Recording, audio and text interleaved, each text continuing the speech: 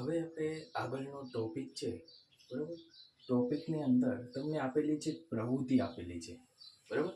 પ્રવૃત્તિ 5.1 છે, જેની અંદર તમને કીધું છે કે એક તમારે મની પ્લાન્ટ કે જે ક્રોટનનો જે પ્લાન્ટ છે, બરાબર, છોડ છે તે લેવાનો છે. આ છોડને તમારે અંધારી જગ્યાની અંદર, બરાબર, 3 દિવસ માટે રાખવાનો છે. અંધારી જગ્યાએ શા માટે? કારણ કે આપણને ખબર છે કે છોડ છે, બરાબર, તો છોડ છે તે પોતાનો જે ખોરાક છે તે કયા સ્વરૂપે સંગ્રહિત કરશે? તો કે સ્ટાર્ચ સ્વરૂપે. તો સંપૂર્ણ તે પોતાનો જે ખોરાક છે, સ્ટાર્ચ છે, તે પોતે વાપરી નાખે એટલા માટે આપણે 3 દિવસ તેને અંધારી જગ્યાની અંદર રાખવાનો છે.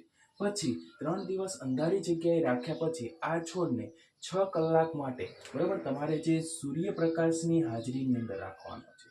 જો 6 કલાક સુધી સૂર્યપ્રકાશની હાજરીમાં રાખ્યા પછી આ છોડનો એક જે પર્ણ છે તે તમારે તોડી લેવાનું છે.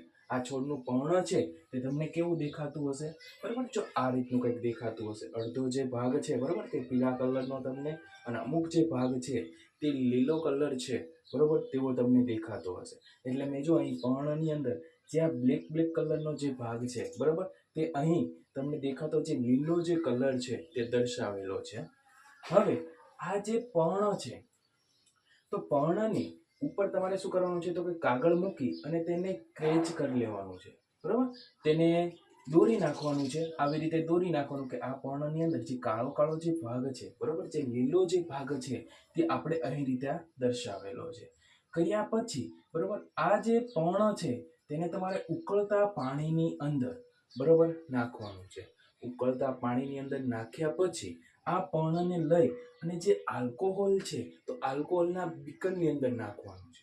આલ્કોહોલના બીકરની અંદર, બરાબર, તેને ડુબાડ્યા પછી થોડાક સમય પછી તે આલ્કોહોલને લઈ અને તેને વોટર બાથની અંદર નાખવાનું છે. કેમ કે તમને ખબર છે કે આલ્કોહોલને આપણે ડાયરેક્ટ છે તે ગરમ કરી શકતા નથી. તો આલ્કોહોલને શું કરવાનું છે? પાણીથી ભરેલું એક બીકર છે, તેની અંદર જે આલ્કોહોલનું જે બીકર છે તેને નાખી મૂકવાનું છે અને તેને શું કરવાનું છે? ગરમ હીટ આપવાની છે, બરાબર. એટલે કે અહીં શું આપવામાં આવશે? તો કે ગરમ જો હીટ આપવામાં આવશે તો તેના સાથે પાણી છે તે કેવું થશે? ગરમ થશે. અને પછી તેની સાથે આલ્કોહોલ, બરાબર, તે પણ શું થઈ જાય છે? ગરમ થશે. આલ્કોહોલ ગરમ, બરાબર, જ્યાં સુધી ઉકળે નહીં ત્યાં સુધી રાખવાનું.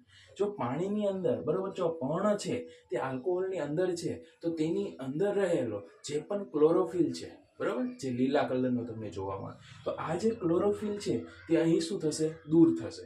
એટલે કે આલ્કોહોલ છે તે લીલા કલરનો થઈ જશે. એટલે કે પર્ણનો જે રંગ છે તે કેવો થઈ જશે? રંગહીન થઈ જશે.